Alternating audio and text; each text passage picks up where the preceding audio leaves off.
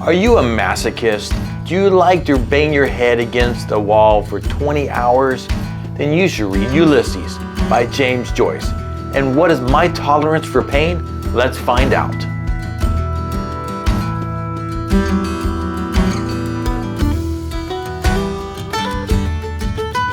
Welcome to Whiskey and Literature. I'm your host, Captain Mike, and I'm reading and reviewing 52 books in 52 weeks in 2023, including the 50 greatest books of all time as determined by an algorithm. It's the end of the year, and I'm down to my last 2 books of the year. This one is Ulysses. According to the algorithm, it is the second greatest book of all time. And before we talk about the review, let's talk about the author, James Joyce. James Joyce is an Irish novelist and critic and poet. He was born in 1882. He died in 1941. This is his second work that I've read this year, the first being a portrait of the artist as a young man. He is considered one of the greatest authors of all time and one of the founders of the modernist movement. Okay, let's talk about the specs and stats for Ulysses. It was partly serialized between 1918 and 1920 in the United States, and it was published in its full format in 1922 in Paris. My copy is a Wordsworth classic, coming in at a tedious 682 pages, and it is a fully functional copy. It's nothing exciting. I don't really care for the book. It's not a great printing, but it is fully functional. I did listen to a portion of this novel on Audible, where it's narrated for 27 hours and 16 minutes by Jim Norton. Let's talk about the style of Ulysses. This is considered one of the founding, if not the most important work in the modernist movement. Modern novels try to depict the world in an almost gritty, realistic detail. Everyday occurrences and language and culture appropriate to the era the novel is set in. Ulysses is the Latinized version of Odysseus, the hero of Homer's Odyssey, which I also read earlier this year. Ulysses is divided into 3 parts and 18 episodes, which roughly corresponds to the structure of the Odyssey. And this connection actually helped Ulysses when it came time to defend it against the censors. We explore themes of sex and sexuality, marriage and faithfulness, God and atheism, Irish nationalism, Irish identity and nationalism, and literature. Let's just mention 4 of the named characters in Ulysses. Leopold Bloom. He is an advertising canvasser and he's a cuck. Stephen Dedalus. He is an aspiring writer and a teacher. Molly Bloom. She is Leopold's wife. She's a stage actress or singer. And I'm just gonna name my favorite character in the entire book, which maybe shows you who I really am, but that's Gertie. And we'll refer to her as Flirty Gertie, or maybe Dirty Gertie. There are lots of other characters in the book.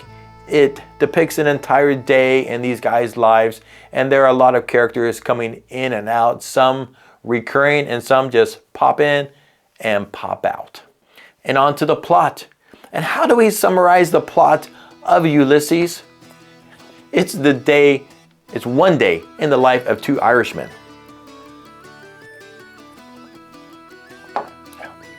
That's the entire plot. Which is funny if you compare this to the Odyssey, which was 10 years that it took Odysseus to get back home to Penelope. Stephen and Mr. Bloom, they wander about their day until they meet towards the evening in the hospital. Prior to the hospital, they went about their day. They ate, they went to a funeral, they were at the same location several times, but they never actually met or engaged. Stephen, he ruminates and debates. Mr. Bloom, he defecates and masturbates. After meeting at the hospital, they go to a pub together. They are Irish after all.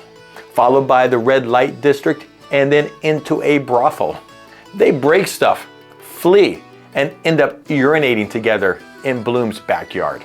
Stephen, he declines an invitation to overnight at Mr. Bloom's house and wanders off into the night. Mr. Bloom, he goes and lays down next to Molly and is questioned by her. The 18th episode is Molly's thoughts after Bloom lays down next to her and she's done questioning him. This entire episode is a stream of consciousness type narrative because obviously it's just Molly and she's laying in bed and she's thinking all of these thoughts. And that's it on the plot of Ulysses. Obviously, a lot of stuff happens in this novel or is thought. I mean, it's over 600 pages long. But that's all I'm going to go through and on to my thoughts of Ulysses. And to be honest, my first thought about Ulysses is that this book sucks. I've read 51 and a half books so far in 2023, and Ulysses is the worst of them. Even worse than Faulkner, and that's saying a lot. I'd rather read Midnight's Children again than Ulysses. Why does this suck, you ask? Let me count the ways. Let's start with the obvious. James Joyce wrote this book not to be understood. Quote, James Joyce said, he had put so many enigmas and puzzles that it will keep the professors busy for centuries arguing over what I meant, and that's the only way of ensuring one's immortality. Really? Who wants to read a book like that? I don't mind a challenging read, but I'm not a literary head. I'm just a guy who likes to read books. And this one is ridiculous. Like I said, I read earlier, my second book of the year was James Joyce's A Portrait of the Artist as a Young Man. Initially, I was struggling with that book until I really connected with the main character, Stephen Daedalus, who is one of the two main characters in Ulysses. And I realized, and I believe Stephen Daedalus is understood to be James Joyce. And I connected, I could relate, and I really enjoyed that work. I wept when I read A Portrait of the Artist as a Young Man. I truly did. Not so with Ulysses. Did I mention that this book sucks? We have 18 different episodes in this book, and we have almost 18 different styles. We have stream of consciousness type narrative. We have first person. We have third person. We have omniscient style. We have whole sections that appear to be newspaper headlines and stories. Literary heads debating about Shakespeare. We have a whole episode written as a play. We have a whole section of this book that is written in questions and answers. That is the end of the part when Molly is questioning Leopold after he goes to bed. And I'm going to read you one of these 309 questions. And it's a paragraph. It's, almost half the page. This is the question. And this is the type of questions that are in this whole section. What relation existed between their ages? Answer. 16 years before, in 1888, when Bloom was of Stephen's present age, Stephen was 6. 16 years after, in 1920, when Stephen would be of Bloom's present age, Bloom would be 54. In 1936, when Bloom would be 70 and Stephen 54, their ages initially in the ratio of 16 to 0 would be as 17.5 to 13.5, the proportion increasing and the disparity diminishing according as arbitrary future years were added. For if the proportion existing in 1883 had continued immutable, conceiving that to be possible till then 1904, when Stephen was 22, Bloom would be 374, and in 1920, when Stephen would be 38, Bloom would be 646, while in 1952, when Stephen would have attained the maximum post-Diluvian age of 70, Bloom, being 1,190 years alive, having been born in the year 714, would have surpassed by 221 years, the maximum antediluvian age, that of Methuselah, 969 years, while if Stephen would continue to live until he would attain that age in the year 3072 AD, Bloom would have been obliged to have been alive 83,300 years, having been obliged to have been born in the year 81,396 BC. Thoughts? What do you think? That is the style of these questions. Mathematical formulas as they urinated together. What was their arcs, etc. Just things like that. Absurd. Really absurd. I'm just going to mention the last episode, the 18th episode, which I didn't listen to that on Audible. I committed myself and I read that entire episode. There is not one punctuation. There's not a period, comma. There's not an apostrophe or any type of punctuation or break in the entire, I don't know how many pages, too many. In that last episode, Molly ponders upon the first that she ever gave. She wonders if the guy was circumcised or not. She ruminates about when the first boy touched her.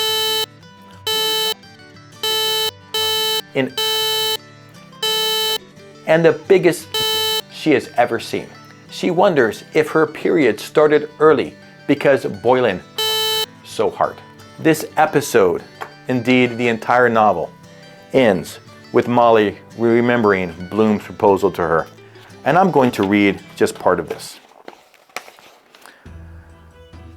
Gibraltar, as a girl where I was a flower of the mountain, yes, when I put the rose in my hair like the Andalusian girls used, or shall I wear a red, yes, and how he kissed me under the Moorish wall, and I thought, well him as another, and then I asked him with my eyes to ask again, yes, and then he asked me, would I, yes, to say yes, my mountain flower. And first I put my arms around him, yes, and drew him down to me, so he could feel my breast all perfume, yes, and his heart was going like mad. And yes, I said, yes, I will, yes. The end.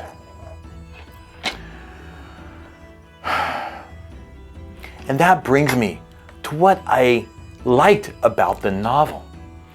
Joyce is a master. He can write so beautifully, evoking emotions. I love it when I can almost feel, see, smell what is going on. In the 13th episode, we have a masterclass in emotions.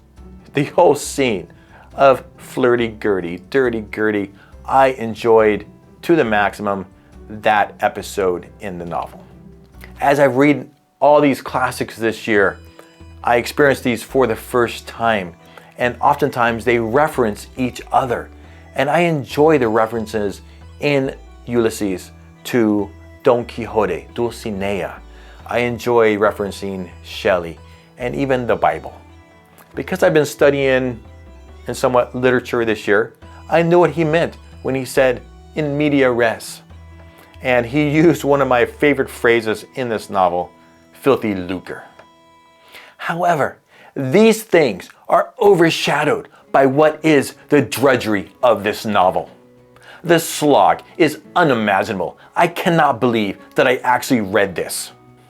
I will never return to James Joyce, or at least not to Ulysses. I fully understand that perhaps I don't have the training to fully appreciate this work. I'm not trained in the literary arts.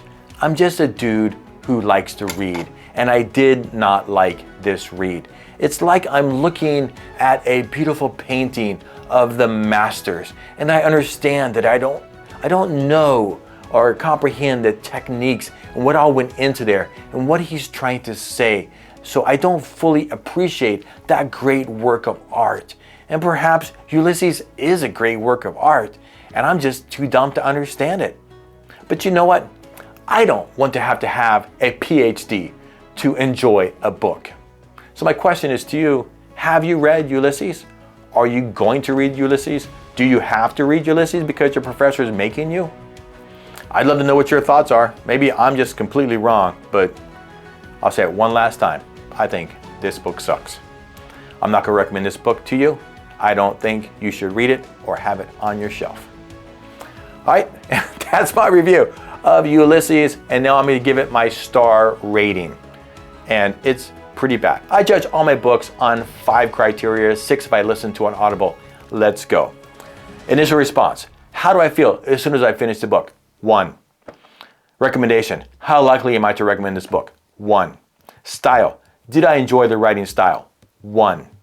Plot and structure. How engaged was I in the story? 2. Characters. Were they relatable, believable, engaging? And I did really enjoy some of the characters in this book. It got a 4. And Audible. For those books I listened to on Audible, how was the production? And I gave it a 3. Guys, that is a 12. And 12 divided by 6 is 2. So that's 2 stars for Ulysses by James Joyce. And guess what? I think that's an appropriate star rating for this book. All right, guys, after all of that, if you enjoyed the video, like it, subscribe to see more of my content. I'm doing 52 book reviews this year in 2023. I have 1 more to go, and then I'll be done with this challenge this year. It's been fun, crazy, frustrating, and exciting, and rewarding to me overall. I cannot believe so many of these books I haven't read this year. If you'd like to see my reviews, and trust me, if you go back to my first reviews, I apologize for those. I didn't know what I was doing. Maybe I still don't know what I'm doing. But having said all that, thanks for watching. Subscribe if you'd like to see more of my content. And for now, I hope you're reading something good, not Ulysses, and drinking something great. Turn the pages, my friends, and stay thirsty.